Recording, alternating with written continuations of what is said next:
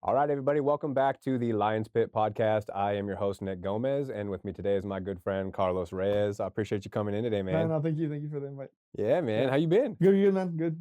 Living life. Yeah, I know. I feel like I haven't, Yeah. I mean, we went out and shot last week, but before Yeah, yeah. that, dude, I hadn't seen you in maybe like a year, 10 Yeah, months? yeah. Honestly, it was probably like that long, just because of the tour. Yeah, Yeah. yeah. Yeah. How's the tour? How was it? Good, man. Good, good. Getting ready for the next one. We're right now we're planning everything, and we're gonna start doing like the production and dates and all that good stuff. And you tour with Junior H? Yeah, yeah. Junior age. Yeah. And Yeah, so yeah. he's, like you said, he's kind of like one of the biggest artists out of Mexico right now, right? Yeah, yeah. Just regional Mexican space. He's probably the. He's it. Yeah, yeah. He's it. Top dog. It's like not just because I work with him, but yeah, he's number one. Yeah, well, no, because you're not the only Yeah. person that's told me that. Yeah, yeah, yeah. Like I've had other Oh, people. you've actually like heard of it Mhm. from other people? Yeah, Oh, Gino. Gino, Gino yeah, at the Gino. gym. Shout out Yeah, Gino. Gino's like, dude, he's like, I'm not gonna say he's like the Drake of Mexico, but he's kind of like the Drake of Mexico. I was like, oh Yeah, shit, yeah, like how yeah. about that? Yeah. And so this like, was that your first like world tour you've done with an artist? Yeah, man. Yeah. Actually, I've gotten like invites before, like, hey, come work with us.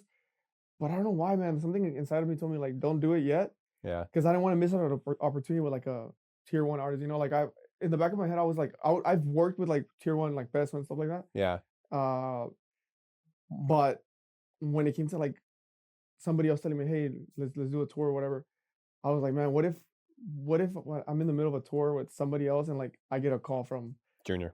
from Junior, right?" Yeah, And then I'm like, "Well, I gave my word to somebody else. I'm not gonna tell sure. them, hey, I'm done. Like I'm gonna go with somebody else because I wouldn't do that to Junior as well, like or like Right. another artist." So yeah, I've always kind of like held it until the opportunity came in. And it did. Yeah, and it did. Yeah, It's yeah, good, man. You invested in yourself. Like you took that bet on yourself. Like I yeah, like, yeah, yeah. appreciate it. And I'm sure because knowing you as I know you, like super respectful guy, I'm sure you were respectful when you handled those situations, but Yeah, and it paid off, like again betting on yourself to wait for the right opportunity. yeah. How'd you get into that? Uh into like the Into music like or the just like videography? video. Yeah, so I started with I mean like maybe like every photographer. I think it was like senior pictures because I started like in high school. Oh yeah, Like like senior your pictures. yearbook. Yeah, I was actually in journalism Okay, with Mr. Plumley. Shout out Mr. Plumley. hell yeah. Where'd you go to high school? Del Valley High School. Del Literally Valle. it's Oh, okay, like yeah, 10 minutes yeah, from here. yeah, Or yeah. maybe even less. We Yeah. drive by it coming out here. Yeah, yeah, on Oh, I like didn't know Rossburg. that. Yeah, I didn't know yeah. you were like local. I'm not gonna lie, like I thought you're from like Laredo or something. Neta, really? Yeah. Like dropping the Spanish. No, yeah. No, from Austin. Yeah. Yeah. Okay. Yeah. Cool. Um so yeah, I went to Del Valley and then was in journalism.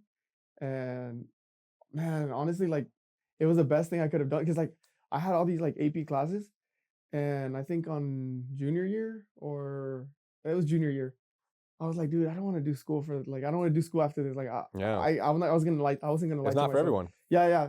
So I I hated it. dropped all my AP classes and like the counselor was like, "Are you sure? Are you sure?" And I was like, "Yeah," because I had like AP like on ramps or whatever, like Yeah, dual getting you ready for credit. college. Yeah. Yeah.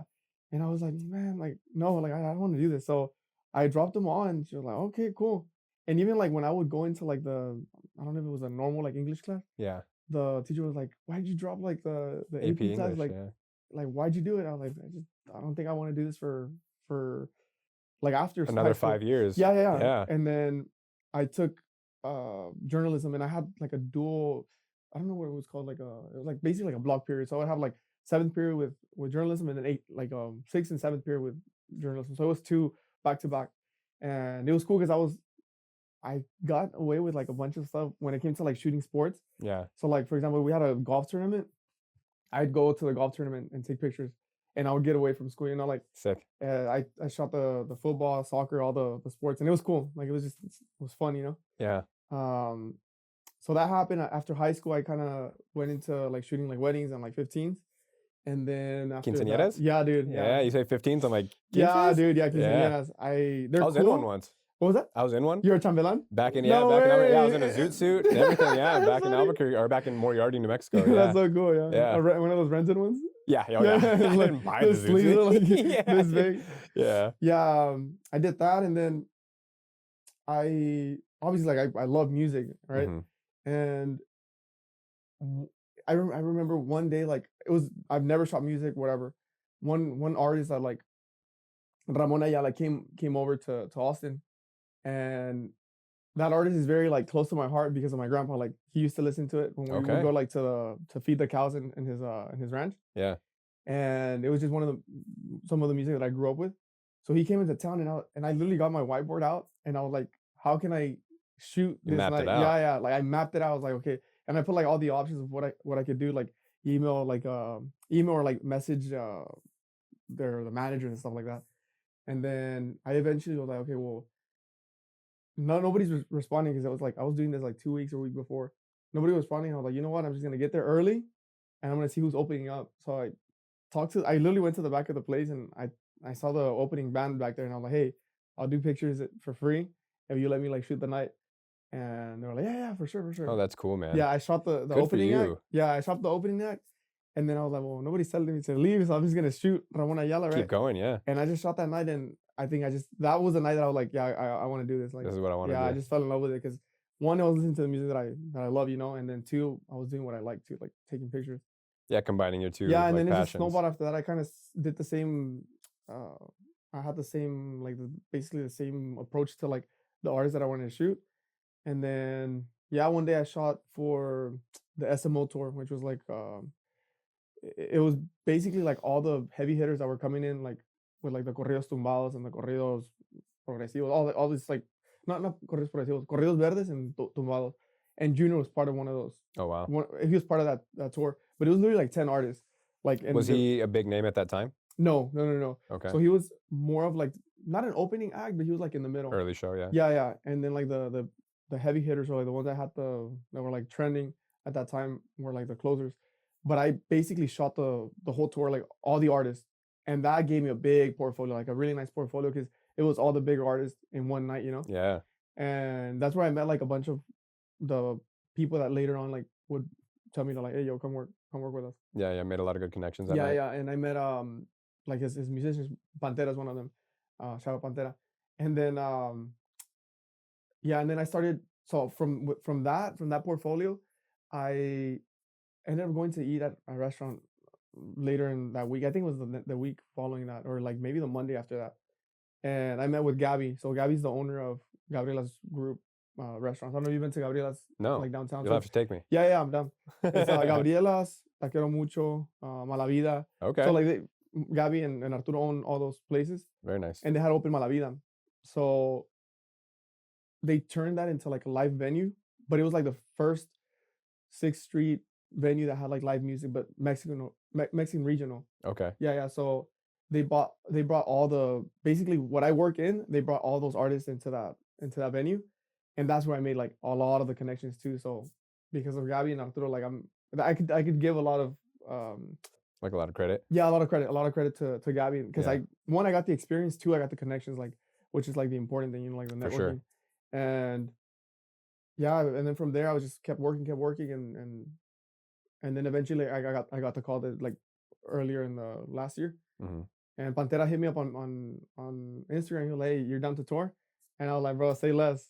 Yeah. It was so crazy, man. He called me like on a Monday. On a Wednesday, I sent like my details.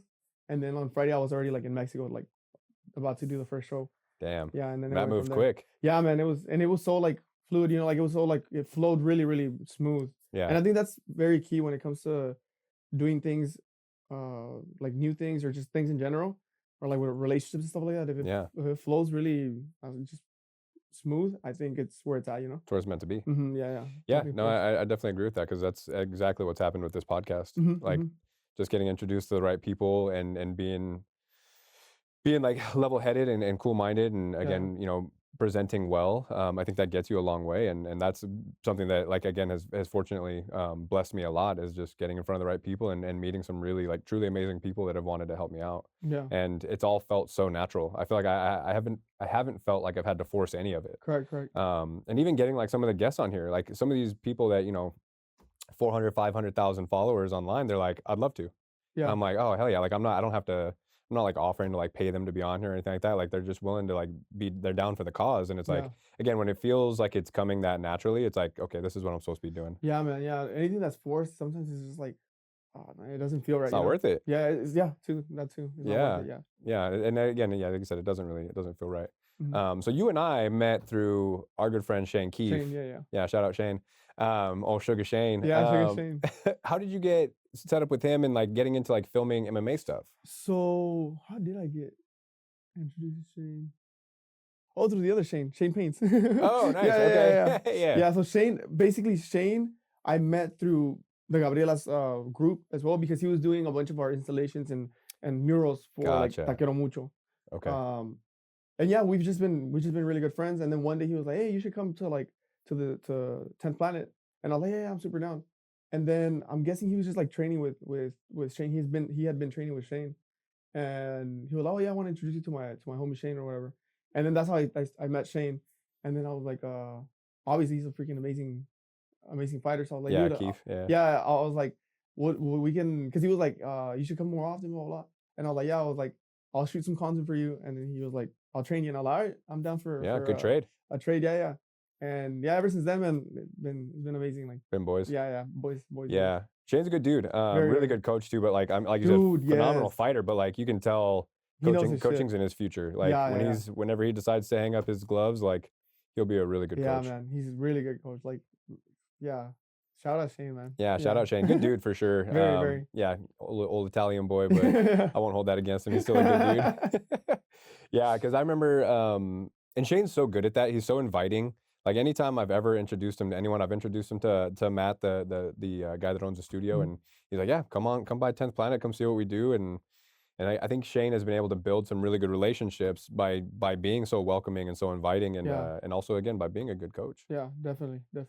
Yeah, was that your well, I guess you said you had filmed some sports before, but, like, you had never really dabbled into, like, MMA? No, man, I've always liked it.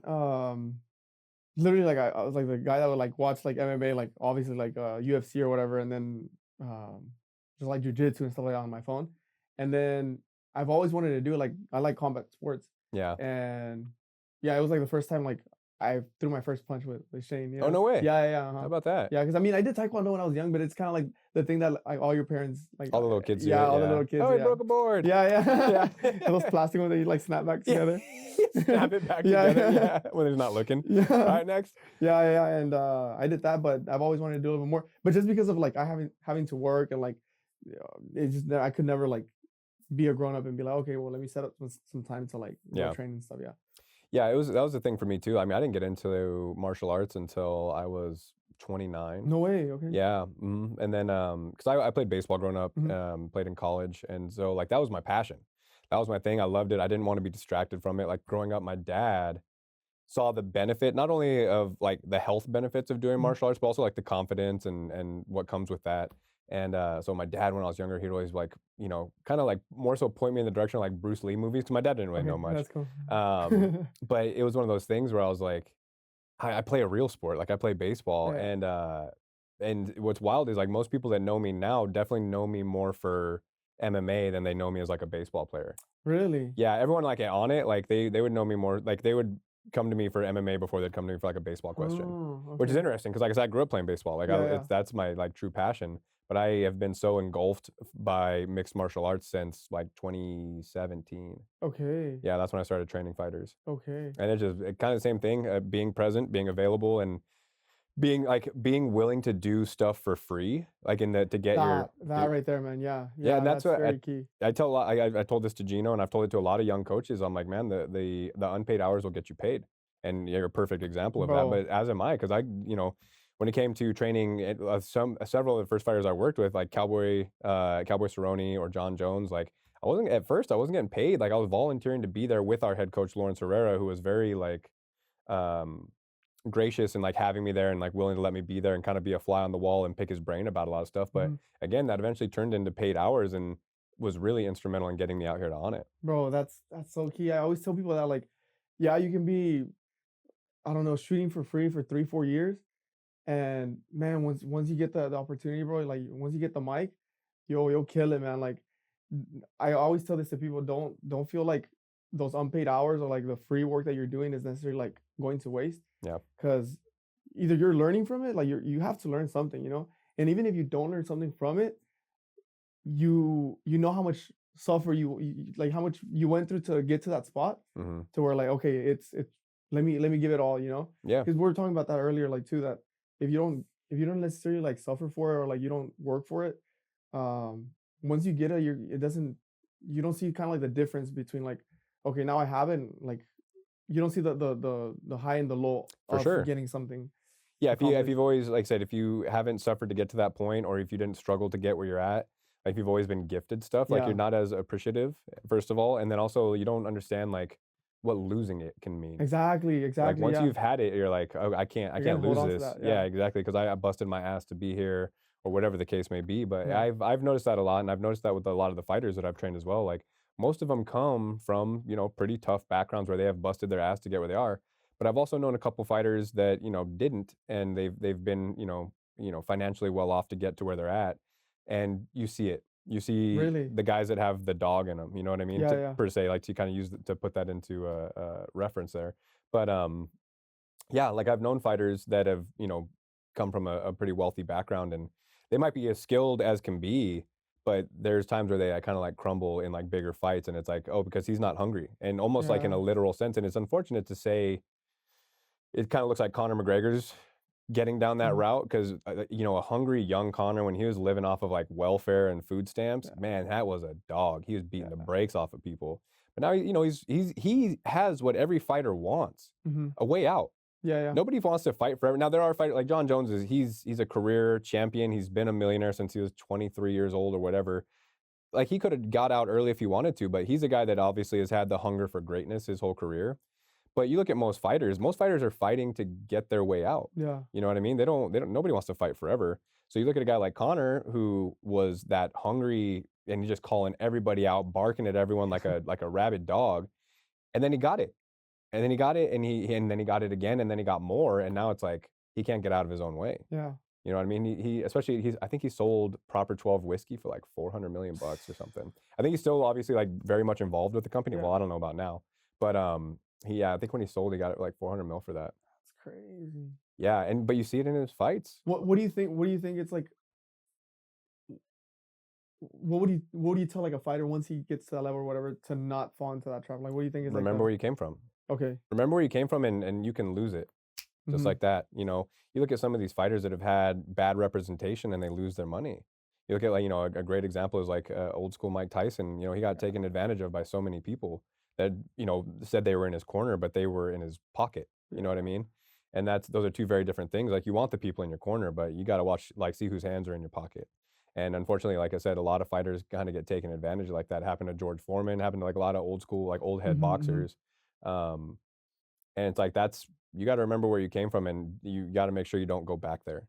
yeah. Yeah. Man, it's so weird how, like, the fighting scene kinda, like, mirrors, like, the music scene because it's like that too, like, sometimes Yeah. managers take big cuts, man, or, like, they're basically in your pocket, like, they're, "Oh, yeah, we're gonna give you this and this and this." At the end of the day, it's just like you're signing your Life soul away. away, yeah, yeah. Yeah. Gotta read the fine print. Yeah, yeah, yeah, and then also too, like, they'll have a couple big hits, and they get comfortable, Mhm. and it's like, oh, like, they think that that's gonna last forever, and then they're One hit yeah, wonders. yeah, Yeah, and they people are fade looking away. back, yeah, 10 years, like, Yeah, "What happened to so and so?" yeah, yeah, yeah, Yeah. and it's happened to, like, big artists too, like, they just stop making music or stop being on the not necessarily the trends, but, like, I mean, everything changes, like, Stop being on the scene. yeah, stop being on the scene, and they just fall off, and you're like, Yeah. "What the fuck happened to him?" You know? Yeah. Yeah. It happens, like I said, that's it's bad representation, but I think you do bring up a good point as far as, like, the correlation between fighters and musicians. Mhm. Most of them come from bad Yeah. backgrounds. Yeah, yeah. Most of them come from really tough upbringings.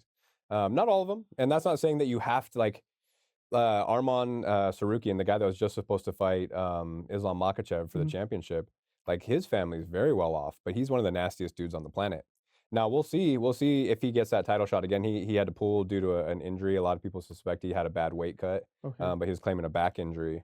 Um, so we'll see, like, if he gets that moment in the spotlight, if he's really down for it. But you look at a guy like Ilia Topuria, who's the Spanish fighter, Mhm. he's the 145 champ, and you can see his backstory, like, being like his family was, like, war torn. Yeah. It's like that's a guy that he looks now you look at him and he looks like a guy that comes from money, Yeah. but, like, you see a little bit of his backstory and you're like, "Oh, yeah, he's a killer." Yeah. So we'll see what Armand does, because like I said, he's a guy that come from a lot of money, and like I said, I've known some fighters, and I won't drop names, but, that came from a lot of money, and they were as skilled as could be because they could afford the jiu-jitsu coach, they could afford the Muay Thai coach and, like, the isolated training where it's only them. But again, like, there's something in fighters that you can't teach that'll get them to that Yeah. championship Yeah, yeah. level. Like, John Jones being a career champion, when I was working with him everything he did, he tried to be better at. Like if we were doing like broad jumps, like if he jumped a 9 foot broad jump, he'd try to jump 9-1 the next time, then 9 foot two, then Okay, 9 foot okay. three. And then, but there's other guys that, like I said, kind of made it and they just go through the motions. And it's like, okay, this is why you're a career contender versus a career champion. Okay, I see Yeah. that. And it's I wild, like but you that. said that it is a very good comparison to music. Yeah, Because yeah, guys yeah. that get comfortable, they get a taste. Guys get, I mean, literally get fat, like fat and happy. Like, oh, you can eat now, and that's all you're doing. Yeah, dude, that's a really good analogy. I like that. Yeah. Yeah. Sounds like literally too, right? Quite Like, literally. yeah, Yeah, yeah, yeah. I mean, you can get like fat in like actual like yeah, yeah. literal Uh-huh. sense, but you also like fat in like personality. Like you're like, oh, I'm here, I'm happy, I made it, I'm the guy. You're not hungry anymore. And Yeah, that's a big difference between people that stick on the scene and people that don't. yeah. But I think that happens with anything, no? Yeah, Like any career thing or anything. Like, so I heard this quote like, "What got you there won't keep you there," something like that. Yeah, spot yeah. on. So I it's like like, that. yeah, yeah. So it's basically like, yeah, you gotta keep innovating, like to either stay in the same position or like go to the next level Yeah, whenever you get to the where you want to be. And yeah, I find that very very true. What you just said about being, what is it, fat and happy. fat and happy. Yeah. Yeah, yeah. Hmm. Yeah, I mean, again, not to continuously bring up John, but he's such a great example of someone that made it early and has stayed on top. Yeah. And like I said, he has truly been a career champion. Um, dude, he brings in so many different coaches. He That's doesn't crazy. bring in the same. There are like a set, like crew that he Hmm. stays with, but every camp he's bringing in different tools. That's cool, man. That's cool. Yeah, he's an innovator. Like Yeah. it kind of like I said, you have to reinvent yourself if to stay on top because other people are going to be shooting for you. Other people are going to see what you're doing and either mimic it or find the weaknesses in Yeah. that. But a guy like John is just continuously like having like the wheels are always turning in his mind. He's Man, that's very really cool. deep. Yeah, very deep like in his thought, his philosophy. Um yeah, really cool person to work with. I learned a lot. Like not only like learned from him, but learned Mhm. a lot from watching him. Okay, okay. Yeah, just the way he handled himself and the way he, like, presented himself, like, John's a dude for sure, good dude, Heck I always enjoyed working with him, like, I had a great time with him. heck yeah. What, does he have any fights coming up? I haven't been too like tapped into Well, the. he just defended the heavyweight title against Stipe Miocic, which Mm. was a devastating knockout of Stipe, like, he broke his ribs, and I think he lacerated his spleen and kidney with a spinning heel kick. Jeez. Yeah, it was disgusting, and Stipe statistically was the greatest heavyweight of all time as far as, like, title defenses. Uh-huh. So now John, everyone's suspecting he's probably going to fight Tom Aspinall for like International Fight Week, which is Okay. usually like the big Vegas card, middle of the summer, usually like early July. Uh-huh. Um, Tom Aspinall is a bad dude. The baddest heavyweight, other than John. So like everyone's kind of saying like, oh, Tom Aspinall is the boogeyman, and John's like, yeah, he's a scary guy now, but I've been a scary guy my whole career. Like he's not a legacy that like excites me in the morning. So Okay. like it Yeah. gets him out of bed, and so John's asking a lot of money, as rightfully so. He wants like boxer money. Yeah. And the UFC can give boxer money. Will they? I don't know. But it doesn't hurt to ask for it and then meet in the middle somewhere. Okay, yeah. Yeah. So John, they're suspecting that's going to be the fight, and they're suspecting it'll be like the middle of the summer. If he fights Tom Aspinall, beats him, and Tom's no joke. Mhm. Like Tom's not a flash in the pan kind of guy. I think Tom will be the future of the heavyweight division. He's still Mhm. a young guy. I think John is the heavyweight division now, but I think Tom's the future, Aspinall. But let's say John beats Tom Aspinall in the summer, I say for maybe like the New Year's card, he fights Alex Pereira, the light heavyweight Mhm, champion, mhm. who's just he's a legacy fight. Yeah. Alex is probably one of the top, at least top five, maybe top two or three greatest combat athletes of all time. You can talk about like greatest MMA fighters. Yeah. Alex has done it in other Combat, yeah, sports, yeah. and Okay. he's like he's almost like a Street Fighter character. He's like a Okay. mythical character. Like he has like ungodly power. Yeah. Comes from like a very weird like rural part of Brazil that Yeah, speaks yeah. like a different dialect of Oh, really? Portuguese than the rest of the country. Oh, Yeah. shit. So that's when you see him come out like in his war paint and like his like tribal That's stuff. true. That's That's how he his grew up. family. Yeah, Like yeah. that's his stuff, man. And I love it. Because like I said, Yeah. it really brings like that Street Fighter aspect to it, where it's like, oh, this is a character Yeah. in the game. And I think John would handle him pretty well, but he definitely has the power to knock out anybody. He can shut anybody's lights out, Alex Pereira. But I think John is so smart and so clever, uh, and again, just has the fight IQ that's like he's not one step ahead of you; he's 5 steps ahead Yeah. of you. That's crazy. Yeah, so I don't think John would have too much issue with Alex, but Alex can catch anybody. Alex can catch anybody. So like I said, I love John, and I think John will beat Tom Aspinall, and I think he'll beat Alex Pereira and then probably retire. Mhm. Um, but both of those guys are very dangerous. Yeah. I love watching the breakdowns. Yeah. Like, they, like, slow it down, like, "Oh, he did this feint to do this, and, like, he, like, primed him." They're so cool, man. Yeah, and John's a student. Yeah. John is a big student, even at his level, and that's kind of thing. Like to stay on top, like he's not content with where he's at, and he has brought that up in the past when he's had close fights with like first fight he had with Alexander Gustafsson back in the day. It's Uh-huh. a Hall of Fame fight. It was just an awesome fight, and probably John's toughest fight. Um, he talks about how little he like prepared for it, and that's why it was so tough. And I think in that moment he knew he can't do that again. Yeah, yeah, he was like, it's either Yeah, I, like, fucking go all in and, like, yeah, we either go all yeah, in and do this or like stop now. yeah, Because yeah, again, Gustafson was a guy that had like champ written all over him. Like he could have been a champion. Um, and like I said, I think that was kind of the moment where John was like, okay, I can't just sit back on my natural skill and be like that young, wild fighter anymore. And he has very much become like a big student of the game, and he always has been to an extent. But like getting to see behind the curtains and like hearing about like how much video he watches and like how many coaches meetings he has and how many coaches he has. Um, I don't know anybody in the game that's as prepared as John Jones. yeah. When it comes to, like, preparation for anything, what do you think is, like, the maybe the key elements to either a game or a fight, or what do you tell, like, a fighter? Don't know it all. You know, John's a Okay. guy, like I said, he's constantly bringing in coaches. He's bringing in boxing coaches. He brought in, oh, what's his name? Gable Stevenson. He's like the Olympic gold wrestler. Okay. Young guy. He actually signed to like WWE, and I think he does have aspirations to get into mixed martial arts. But John was a junior college national champ in wrestling. Uh-huh. But he brought him in for his last camp to like get wrestling. He brought Gordon Ryan, the best jujitsu practitioner maybe ever, but definitely now. And he's a young guy, Gordon Ryan. He's an Austin guy. Okay. He lives out here now. But John brought him in for his camp. So John is another. He's a guy that it's like he checks his ego, and to be at that level, you have to have an ego. You have to be, and Yeah. like Yeah, working yeah, with yeah. artists, like they have an aura about them, and sometimes it can be perceived as an ego. Yeah. But John knows that he's not a master. He's not a master of anything. He's a student, and I think that's what really like would be the biggest lesson for like some of these young guys. Like Yeah. really be a student of the game and be a sponge. I like Uh, that. I like that a lot.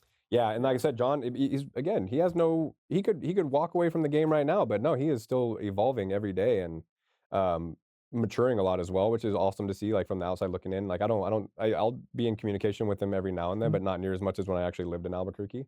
Um, but it was really really cool to see like how much of a student he was. Man, to see, like, a high caliber, like, just a performer, like, in life, to see him up Right, close like that, it's insane, man. It's like, yeah, I see, like, junior or, like, fight I mean, I haven't been close to, like, fighters or, like, athletes that much, but, man, it's incredible to see what one human can, like, be capable of. right, Yeah, yeah, it's yeah, insane. absolutely. It's insane.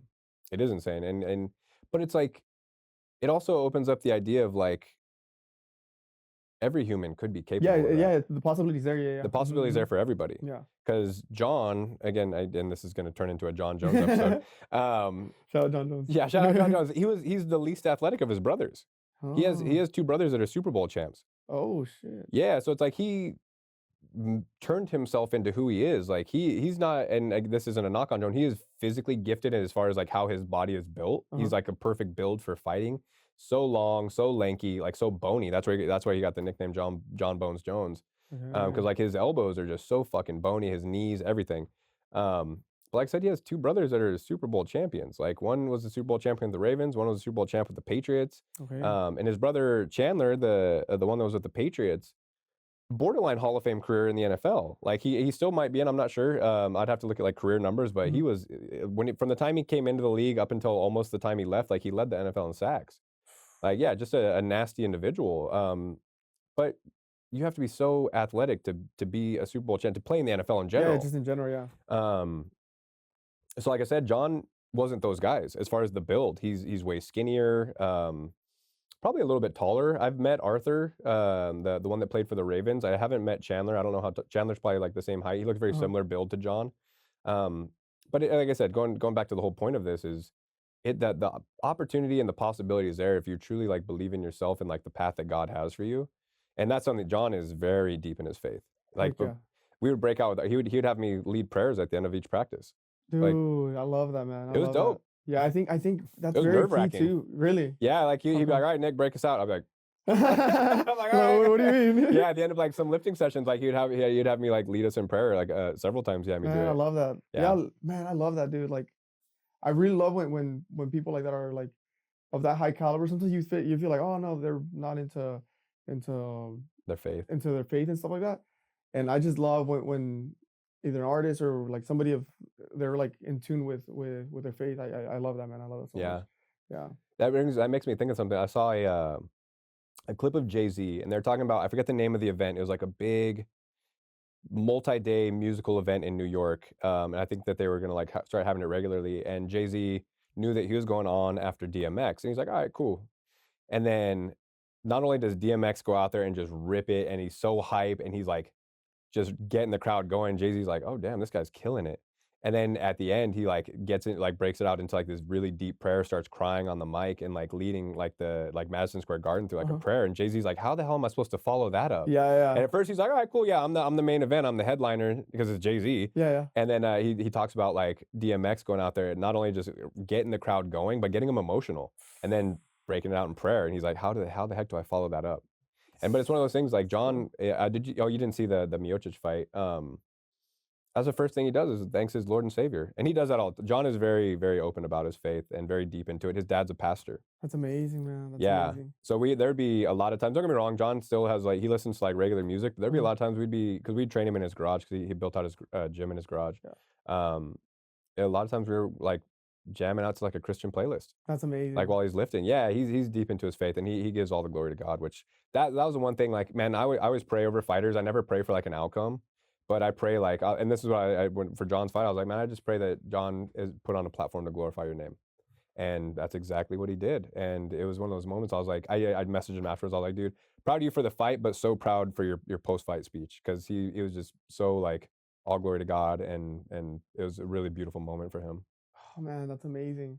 Yeah, I mean, I remember when I was like when I was first starting and stuff, man, dude, those I mean, I still pray at night, but like those prayers of like, give me that opportunity, God, which he Mhm. he did, were like intense, man. Like I remember like it, man, it was really, really insane where like it was like me just being very um intentful. I don't know if that's a word Yeah, with my prayer. yeah. And it's crazy how you do the work and God just delivers, every time. Every time. There's not one time that he hasn't delivered. And I think that's very, very also very important too. Like people sometimes are like, "Hey, Carlos, how did you do this?" Or like, "How do you get these opportunities?" Like, dude, God gives opportunities. It's like care packages. God gives you care packages every day, Yeah. and it's just about you being able to be ready to work for it and like discovering it. Because like to me, it's insane when people are like, "I don't know what to do, bro." There's a million things to do, Yeah. and you just gotta lock in. Like if you got 1 or 2 hours of focus, if you either looking for some activity to do or like looking for sharpening your skills and stuff like that, Yeah. bro, I've never seen somebody that works hard at what they love or like anything, their body, anything, and doesn't get the results that they want. Yeah, and Yeah, not get what they want. Yeah, yeah, I yeah, agree.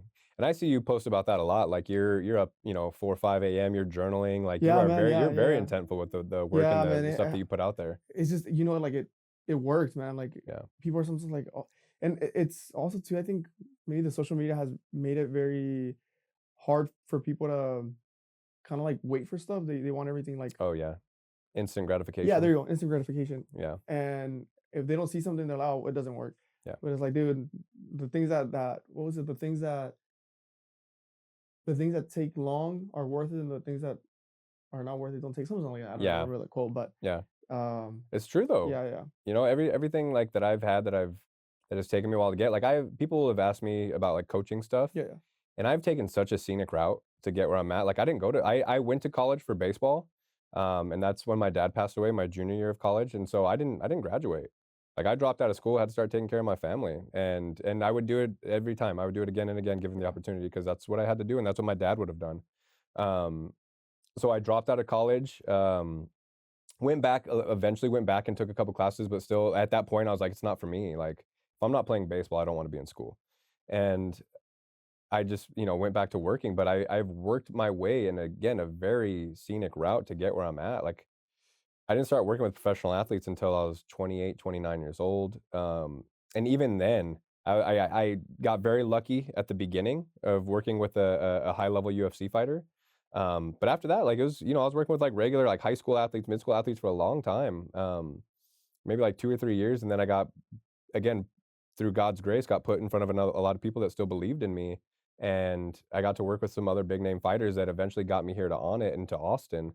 And it's just blown up since I've been out here, which has been, again, just such a blessing. But it's one of those things, like, I took blind leaps of faith and I never gave up on my plan. I, Yeah, I knew yeah, yeah, that God had like a plan written for me, and I didn't know what it was at the time, but I knew that it was going to be bigger than anything I could have dreamt of. And I kept my feet on the pavement. And I kept going. I never stopped. Like, that's where people mess up. Like, you can prayer is always like the biggest thing for me, yeah, yeah. but like, you can pray in one hand and work in the other, and And if you don't, one won't work without the other. yeah, yeah. Yeah, Those two combined is unstoppable. fire. Yeah, Yeah, if you have both those combined, then you'll get where you want to go, and it might not be where you actually want to go, but it's where God wants you to go, exactly, and exactly. that'll be way more gratifying once you get there. Yeah, But yeah, you can't. The people just sit around and pray and don't work. That it doesn't work that way. But if you work and don't pray, it doesn't work that way either. yeah. So for me, it's always gone hand in hand, and I've had people like tell me otherwise. Like, I've had a buddy, like, we were talking about, a big project, and I was like, hell yeah, man, I'll be praying for it. He's like, well, you got to work for it too, and I was like, well, you got to do both. Yeah, yeah, You yeah. got it for me, because, and again, and I know you're a man of faith as well, and it's obviously gotten you into some great places. Yeah, man. Yeah, and that's so powerful. I was just in last week on at church. Like the service was basically that. Like, it was basically God, like asking God for like the opportunities and stuff like that. But still, like, hey, once you give me the opportunity, like, don't let go of my hand. Like, I want you to come with me because like He can give you these like big opportunities, but like if you're not prepared for it, man, you're gonna crumble. Like, and you Absolutely. need that. I think you need that faith to and that communication with God while you're doing that process. Because like, man, we're human, man. Like, Yeah. You gotta man, stay grounded in your yeah, faith, because, like you said, a lot of people, they will rely on their faith to get them to a certain position, uh huh, and then they get there and they forgot what got them there, exactly, and man. they stop giving glory to God, and they start talking about them, Hmm. and it's not me, it's Him. You know what I mean? And I will forever be big on that.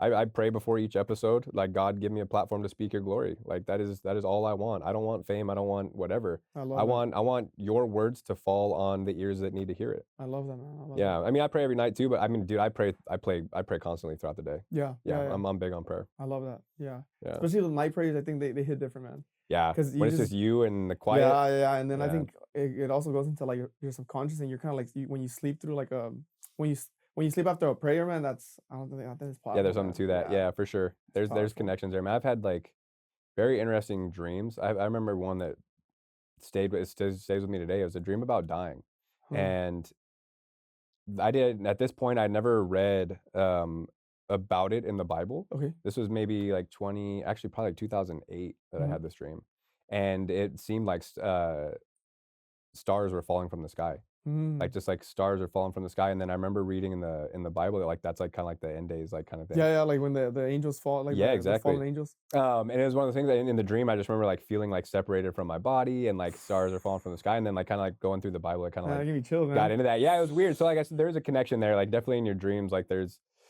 stuff to that. Yeah, man. But, yeah, dude, like I said, I've always been, like, super big into my faith, and luckily, coming out here, I've been able to meet people that, like, kinda reassure me that it's I'm doing the right thing, and I'm following the right path, and, just to continue to give glory where it's due. Yeah, heck yeah. Speaking of that, I have a gift for you. Oh, let's Yeah, go. I have a gift for you. This I've taken it on tour with me. Um, I gave you I have the smaller version because this one is like the ones that you can take notes in. But if Oh, let's I don't know if you go. ever heard of that book, but Jesus calling, enjoying peace in his presence, yeah, note-taking edition. I have Show that the yeah the to the camera real quick. Dude, this is sick. This is yeah such a great gift, I have man. the smaller version of it because it's like it's a little more condensed, but basically it's a date like an everyday Whoa. thing, you know.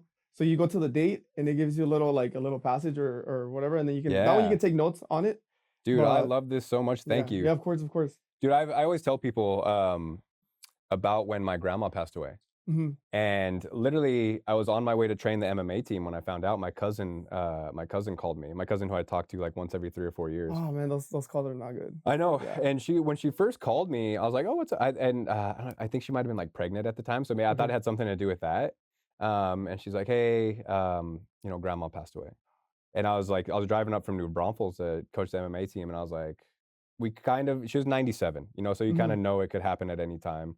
In the last few years, like, she wasn't, like, super talkative and, like, getting out of bed very much, but still just, like, a beautiful woman and a beautiful presence and just, like, such a foundational piece of our Yeah, family. just one of those Pillar, pillar yeah, she family, was the yeah. queen, man, like, Yeah. everybody loved her, even my mom, who it would be her mother-in-law, she's like, "Man, I was so blessed to have her as a mother-in-law," and, I come in and I'm fine because, like I said, it's 97 and I didn't even tell anybody. I think I made a post like on my story, Yeah, but yeah, I yeah. didn't tell anybody like at the gym. I didn't tell the MMA team because I found out like half an hour before, Yeah, yeah. and then you came in with a bouquet of roses, Yeah, dude. I lost it. I yeah. lost my Yeah. shit, dude. That I didn't start crying until that, Oh, man. and I was like, dude, Carlos Yeah. is a you get it. Like you're a deep individual, and that was the Yeah, moment I was like, man. all right, Carlos is a real one. Yeah, 'cause I think, man, those are I mean, I did it with, like, all the love, right? Yeah, But I feel like a lot of people don't see or they don't really sometimes they get sad over, like, stuff that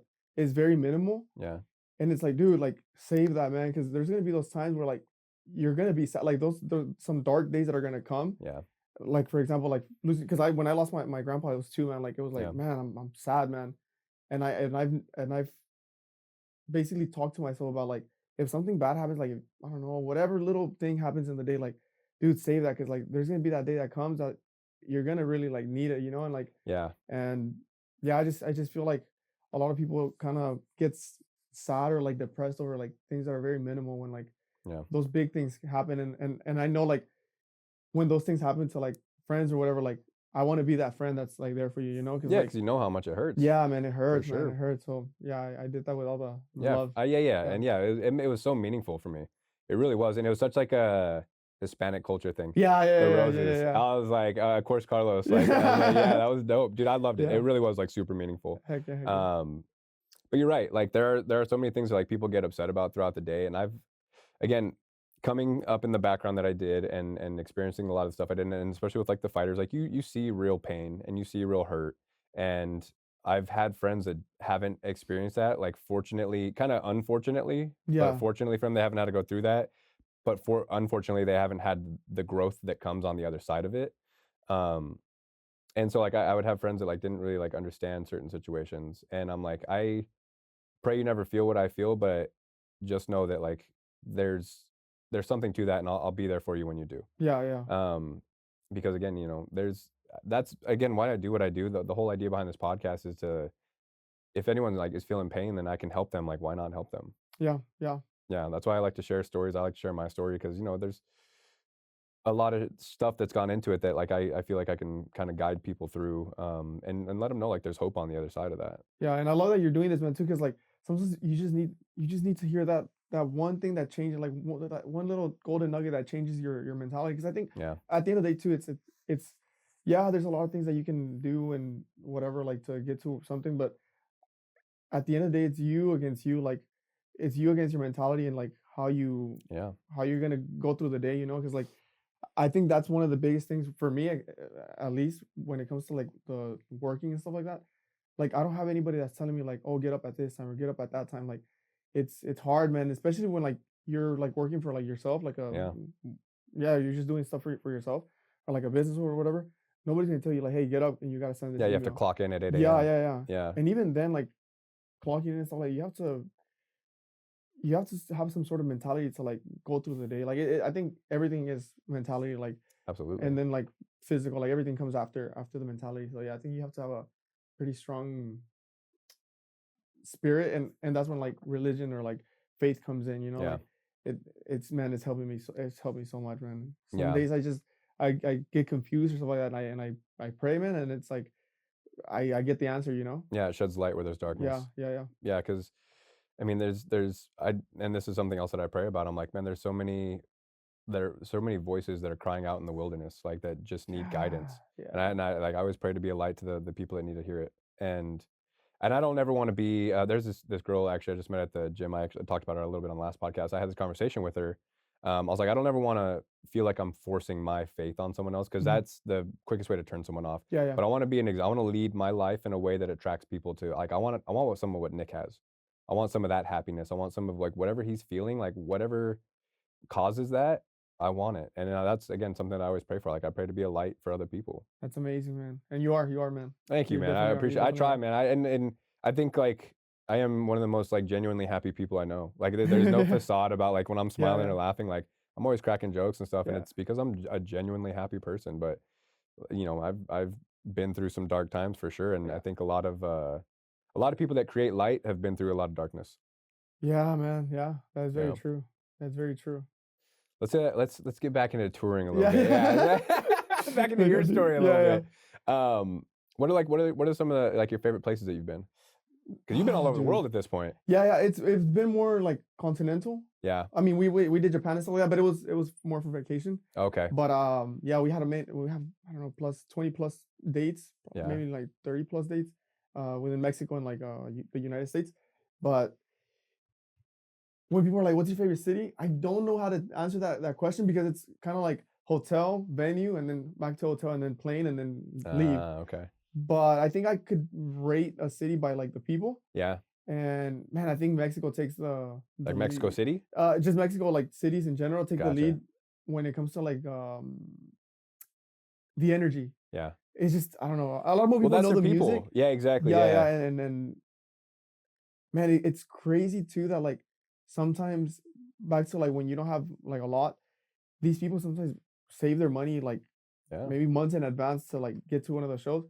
And when you're at one of those shows, like you really enjoy it, man, and Yeah. you can feel it when people, like, really, really enjoy it when they're singing They're and stuff like that. invested. Yeah, they're really invested, Yeah. and man, it's cool. You need to come to one of the shows, like, Dude, yeah, yeah, yeah, once. we talked about that, last week. Yeah.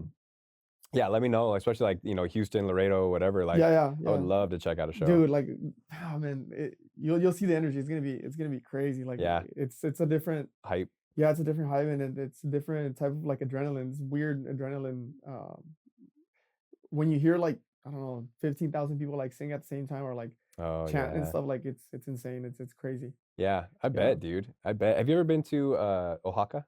Oaxaca, yeah, yeah, we had a show there. You had a show Mhm, there? mhm, mhm. I hear great things about that place. Like, Yeah, yeah. recently, it's been popping up a lot. Like, I've had 2 clients that like, one is currently out there, Okay. and one was out there, I think, like, over Christmas break. It's one of those, like, magical they call them Pueblo Mágico, which is, like, magical, um, I don't know, Pueblo Mágico. But it's one of those, like, magical cities or whatever, Yeah, where they have a lot of cool stuff that's very like, traditional. traditional and, like or, like, um yeah, you can say traditional. Yeah, I think it's one of those I think Oaxaca is one of those, Yeah. Pueblo Mágicos, yeah, yeah. But it's beautiful, man, it's really beautiful, yeah. Yeah, Really I hear the beautiful. food's insane. Yeah, yeah, yeah, the good food, man. I think just Mexico in general has, like, just good food in general, Yeah, like I've the never been anywhere no? in Oh, Mexico. no, no way, Yeah, really? I've been to El Paso, that's probably the closest to Mexico I've ever been is El Paso. Dude, you gotta do a Mexico trip. Yeah, Yeah. I would love to. Growing up, like, I'd always have friends go to, like, Juarez, Yeah, yeah, because you mhm. can drink at whatever age down there, you know? They probably don't even check IDs. I remember asking my dad that. So my dad, he lived in Colombia. He was born in Colombia, lived out there until he was 16. And, legend has it that he was just causing too much trouble in Yeah. Colombia at 16, so he got sent to live with his aunt. Kinda like Fresh Prince of Bel-Air, Yeah, but Colombian yeah, edition. yeah. Um, and so, but I remember asking him, I was like, what was the drinking age in Colombia back Mhm. then? He's like, as soon as you could walk into the bar. I was Yeah, like, yeah. Jesus. But yeah, I always kind of got that impression about like what is like when my friends would go, and Yeah. that was I have no idea what it's like now. I always hear about like how dangerous it is, but back Mhm. in like 2004, 5, 6, I don't think it was too bad. Yeah. But like my older siblings would like take a road. It was like a 3 to 4 hour road trip from Albuquerque. Oh, really? I thought it was hmm a little further. No, because Albuquerque is probably like 4 hours north of El Paso. Oh, okay, okay, okay, okay. Yeah. Yeah, my geography is all New messed up. Mexico, yeah, Albuquerque is actually so it's right in the middle of the state.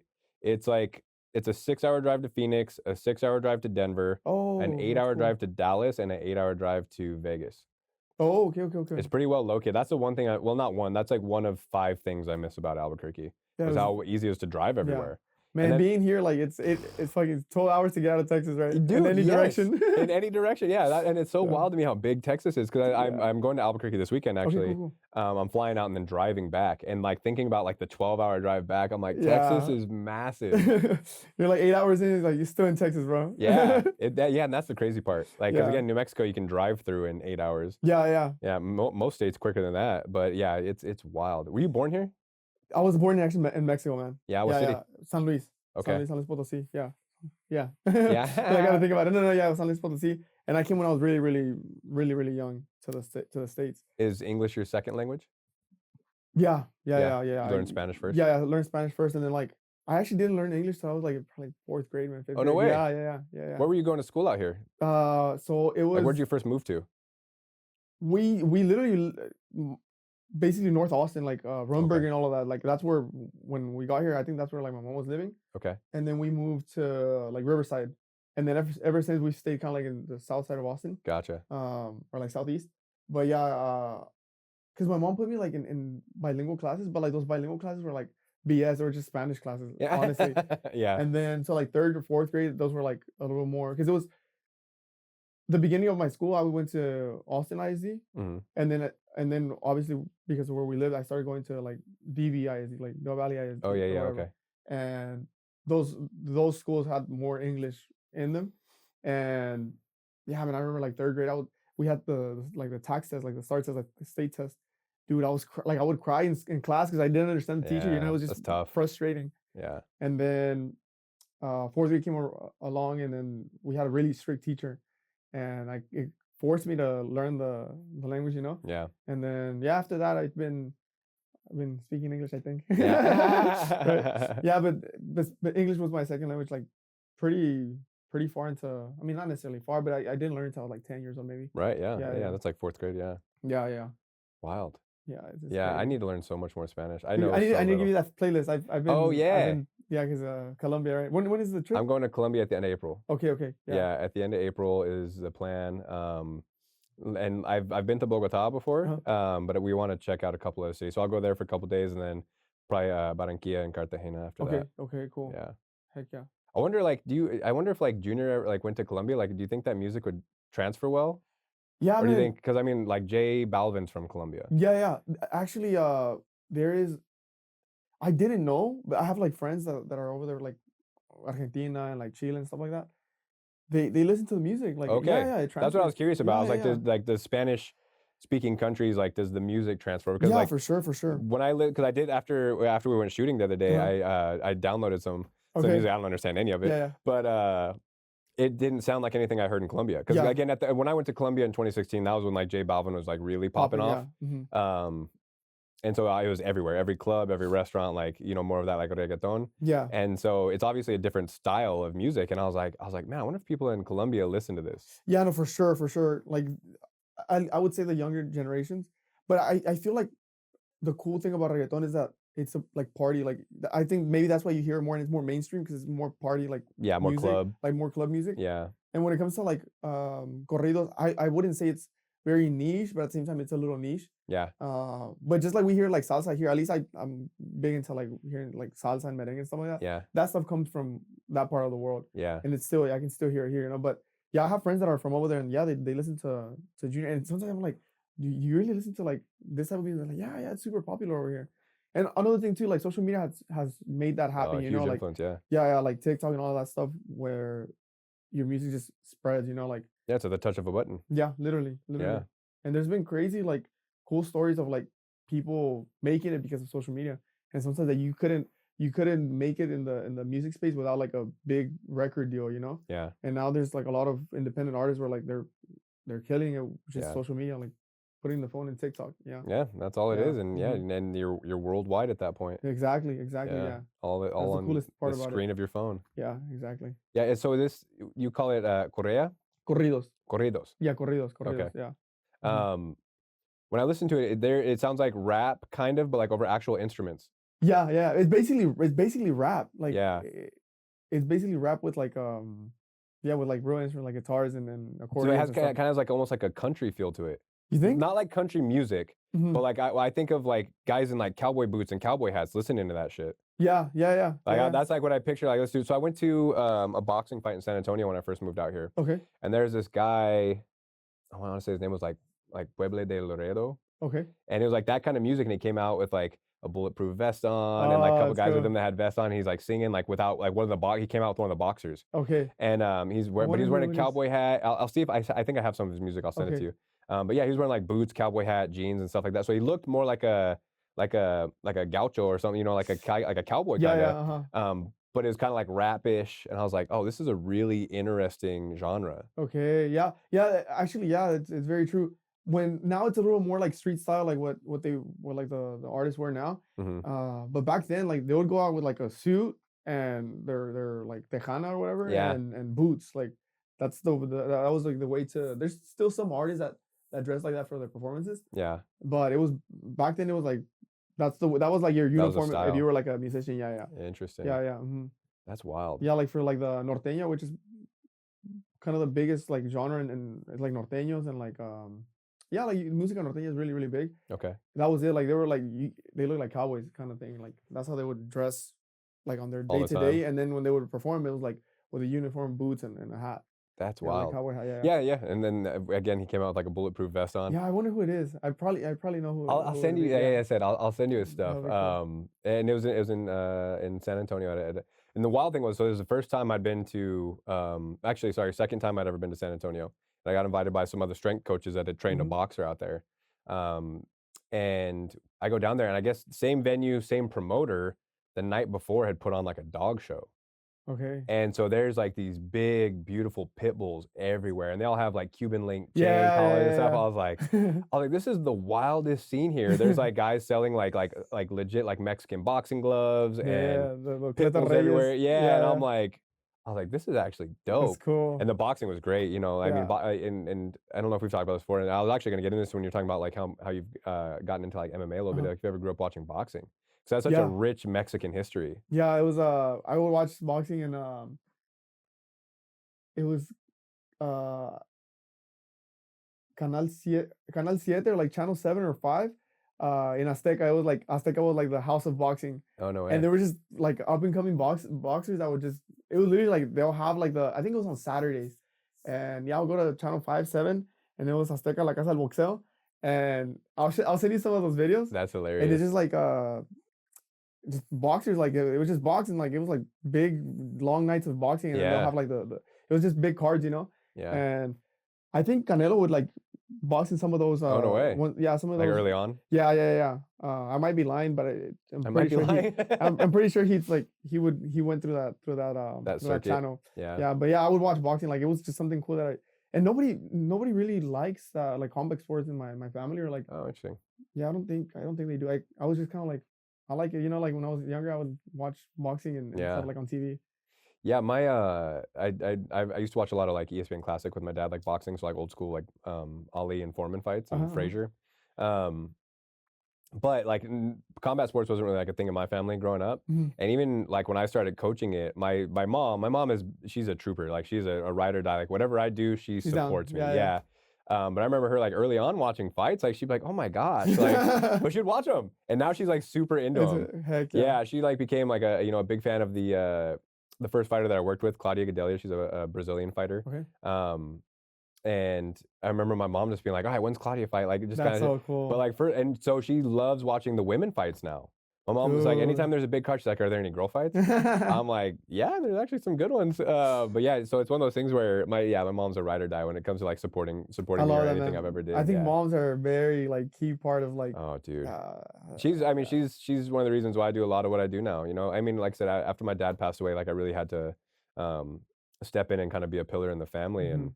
it's one of those things like, "Alright, cool, like, I wanna give my mom the life she deserves because Exactly, yeah. my mom has been through it, and, you know, she was a old school Catholic family and just, you know, like, grew up tough and started having kids at a young age and was a fantastic mom, and I always tell her, like 'cause there'll be times where I'll, like, share stories on this podcast that, like, she's not super proud of, like, Yeah, 'cause yeah. I don't know if I've ever told you, but, like, I was homeless as a kid. Oh, really? Yeah, when I was in LA, we used to and it was very like, it wasn't like I didn't grow up homeless, but there Mhm. was a period in our life when we were, in a homeless shelter called the Door of Hope, a faith-based, I think they're a Catholic-based homeless shelter. Mhm. And I'll tell that story on the podcast, and she's like, "I really wish you'd quit talking about that." No, I'm because like, "I those are the get it, things that mom. make you, man. I know." Yeah. And that's the thing. I was like, "Mom, if I'm gonna stay like authentic to myself and deliver a genuine message, like everyone has to know it Yeah. because that is something that like it's shaped me into who I am Exactly, today." yeah. And I always tell her like, "Mom, I would not change anything about how I was raised. I'm so grateful that I went through the hard times. I'm so grateful that we had the good times because I'm so appreciative for like everything now because we did had so little." Yeah. And it's kind of like we're talking about with the the fighters or the musicians like when they come up with so little like okay when you get it you're gonna be appreciative or you're gonna be complacent and like be set with where you're at. Yeah, exactly. Yeah. Man, yeah, I remember those stories too, like, my mom was, like, a single mom when we grew up, and she would tell me, like, "Oh, yeah," like, sometimes, like, she wouldn't have money for, like, a light bill, Yeah. and she would play, like, games with us, like, "Oh, yeah, we're gonna go, like, in the dark and, like, not turn on the lights and see who can, like, not get Yeah. scared," and stuff like that. It was, like, that thing I think that those things like that now that I'm older and, like, she tells me that kinda stuff, is like, man, I appreciate it so much, like, we could be struggling and it never felt like that, like, Yeah. yeah, it was man, shout out to my mom. Yeah, Yeah, for sure. Yeah, shout out moms in yeah, general for yeah. sure. Because dude, that's funny you say that because like same thing when like we had our lights cut off, we play Mhm. hide and go seek in the dark. Yeah, there, Like, yeah, she just make a game of it, like, "Alright, make it fun for the kids," so they don't know. yeah, Like, well, yeah, like, there don't get me wrong, there are definitely times where, my parents would, like, be feuding or whatever, mhm, but I never knew how hard we had it at that yeah, age. Like, I can look back on it now and be like, "Oof, okay." yeah, Like, they did so much for us, especially because there were 5 of us, yeah, and it was one of those things where it's like, man, I'm, again, so grateful for it, and, like, my mom is, like, the strongest woman I know. But like I said, in those moments, I didn't know how bad we were struggling, yeah. but That's the it beautiful thing about moms that they can make it can be such a situation, like, such a harsh situation, and they just make it like, "Oh, nothing's happening." Yeah. Yeah. Yeah, for sure. Yeah, yeah, yeah. Man, my mom has carried us through so much, and then my dad was like I always, like, jokingly say that I'm the favorite son of the favorite son, but my dad was, like it felt like he had, like, magic in his veins. Like, Okay. everybody loved my dad, he was from Colombia, like, just so proper and, like, such a warm presence, and my grandma was the Love same way, that. just like a warm presence. Um, and, like any man, like, they struggle, and he had his trials and tribulations just like anybody. But that was another one, like, I don't think I ever really knew how much we struggled because of he did what he had to do to take care of his family, and sometimes it wasn't always pretty, but, like, one thing I'll never doubt, like, and I've told this before, is, like, I'll never doubt that my parents cared about me and, like, my parents loved me, and, like, that's not a lot of people can say that. That's powerful. For Yeah, I sure, love yeah, that, man. like, I know a lot of rich people that can't say that, and I've always been, rich in love, for sure. For sure, man, and it shows too, man. Yeah, I can tell that you got some heart. I Yeah, love dude, it, I man. I love it. that's what's got me here, man, that's Yeah. all, in my faith, for sure, like, I will never doubt, I will never, hide my faith from anybody, but Heck yeah. I'm not gonna force on anybody Yeah, either. yeah, for sure, for Yeah. sure. Um, what would you say to, like, a young artist coming up today? Ooh, a young artist? Yeah, someone that's like, "Man, I see what you're doing and I wanna do it." Oh, okay, I think that, like, I'm big on put your head down and start, like, and work, and don't feel like if it's 2, 3 years that, like, you're gonna be struggling, like, don't see it as I'm not getting anything right now, Mhm. and just work through it, man, like, it's insane, again, like, it's insane how some people get very impatient really fast, and then, "Oh, this didn't work out right now, so, like, it's not gonna work out ever." Yeah, And you just gotta put in those hours, man, and work for free sometimes, man. Like, yeah, there's a lot of artists that I've worked with that I was just volunteer. yeah, yeah, volunteer work, like community service kind of thing. But it's like it's Yeah. kind of like community service to you, man, because like it's cool that they're giving you an opportunity, and not only that, you're learning from those opportunities. Like, there's not a lot of people that get those opportunities. So like once you get that little opportunity, man, just take advantage of it, learn as much as you can from it, and just and not get complacent because that's another thing too. Like people are like, "Oh yeah, I work with this person already. Like I'm done. Like I did Yeah, what I had to do." Like no, no, no. I made it. Keep going. Like keep going, and keep doing the thing that got you to the spots that you are. Yeah, But I think that's it too. And when you're not doing that, when you're not like working, or when you're not trying to, well, yeah, yeah, when you're not working, just in general, and if you're at home, like sharpen that knife. Like sharpen that yeah. sword, because Clean your pistol. yeah, yeah, clean your oil your pistol. Right? Yeah, yeah, you just gotta sharpen your skills and keep learning. Like everything that you said about John Jones, like it's true, man. Like Yeah. you just gotta keep learning because The game's always changing. yeah, the game is always changing, and somebody's always gonna want your position, you know. So you gotta always be on point Yeah. with your intentions and stuff too. Yeah. Yeah. So I think that would be it. Um, That'd be Also the networking too, and like yeah. and going out there. Some people are very afraid of going out there and like shaking hands and stuff like that. Um, you need chaos, man. You need chaos to like forge yourself and like I like that. because the comfort of your house is like anybody can be there. Like Yeah. we were just we're our brain kind of is wired through like evolution or whatever to be as safe as possible, Yeah. but that just doesn't bring Growth. any stories, man, or growth. Yeah, Yeah. and I think chaos like definitely helps you in like the process of individuation when it comes to your mind and like everything. It's it's it's super key, man. Like it's super key finding who you are and then as an individual like some people you ask them like who are you or like what do you think or what do you want Yeah. from life and they're just like I don't know like and that's scary, man. That's scary when people don't know what they want Yeah. when there's so many opportunities and there's so many things to do. And now with the internet, bro, like, dude, you can learn anything you want on YouTube for free. Like, there's no excuse when people are like, oh, it's just I'm scared to like take pictures or like I don't know how to edit. Like, dude, like put in the hours, man. Like, put Mhm. in the hours and there's so much resources. There's so many resources out there to become who you want to become. And there's so many people that are already like where you want to be Yeah. that you just gotta reach out, man. Like sometimes just reaching out to that person and it's like because for example, me, like when I was coming up, I'm still trying to learn, and if Sure. there's somebody Yeah. that's better than me, like I'll go out there and be like, hey, how'd you do this or whatever. But there's those people that could be kind of like a mentor to you, Mhm. and those key people are really key too, where they can have 30 years of experience, and if you're starting out, do you're shortcutting 30 years of experience. So like working for those people too Yeah. can help you a lot. Like if, for example, like in your case, like if you're working alongside with like a coach that has I don't know 50 years in the game, like why not do some stuff for free? Like, Yeah. oh yeah, I'll come clean your gym. Just let me chill around and just learn. And I think It's those are exactly what I did. yeah, it's key, Literally man. what I did. Yeah, it's so key. So Yeah. yeah, there. I just don't feel like it's a right thing to complain about. Oh, there's no opportunities because like no, that's You're just not not true, opening man. your Yeah, eyes. yeah. Yeah, Yeah. because opportunity is everywhere, and I'm so grateful. One of my mentors, probably like the guy that I learned the most from, Lawrence Herrera. He was John Jones' head strength coach. Um, gave me opportunities, but a lot of that was me showing up and like asking for it. That yeah, Yeah, show up and that ask for it, and I became someone that he could trust, and knowing that he could trust me, and he okay, you're someone that I can trust. I can bring you around John. yeah, Okay, now I can actually trust you to train John. So there's times like like I said, the unpaid hours get you paid. We've talked about that a yeah, lot, and I don't think there's a bigger piece of advice I could give to a young coach than the unpaid hours will get you paid. yeah. Don't have an ego, like, check your ego at the door. Because when I first came to On It, and I've told this story on the podcast before, but, like, I had to start off making smoothies, and I was after training John Jones. Yeah, You know what I mean? Like, literally, I was training John in February of 2020 because I was, like, his last fight before COVID. Excuse me, and then I moved out here December of 2020 and oh, started working at On It, in March of 2021, and I had to start off making smoothies and scanning people in. heck yeah. And I love I that. would have happily put my resume up against anybody else and be like, "This is what I've done," Mhm. but I didn't. I was so just happy to be there and happy for the opportunity, and you can ask, like, Lawrence, the GM there, or Larry, sorry, Larry, the GM. I checked my ego at the door. I never came in with an attitude. I did everything they asked me to do happily, like, and that's not even I wasn't even faking being happy. I was genuinely just, Yeah, like, stoked to be in the building. I came in on my own hours to shadow, like, Juan, the head coach there, and a couple of our other coaches, like, again, and that got me so far, and it built me a bro. lot of, like, credit with the team.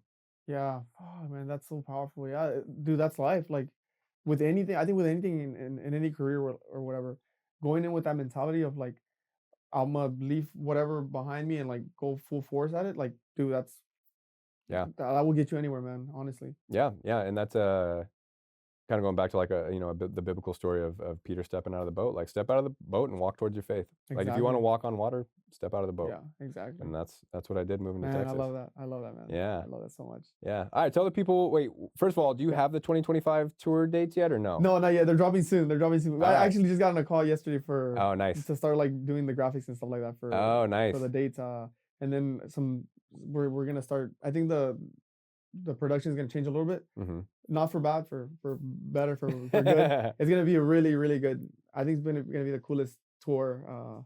To date. Yeah, yeah, yeah, yeah. It's gonna be really cool. A Hell lot of yeah. And cool there'll be production. a couple Texas shows.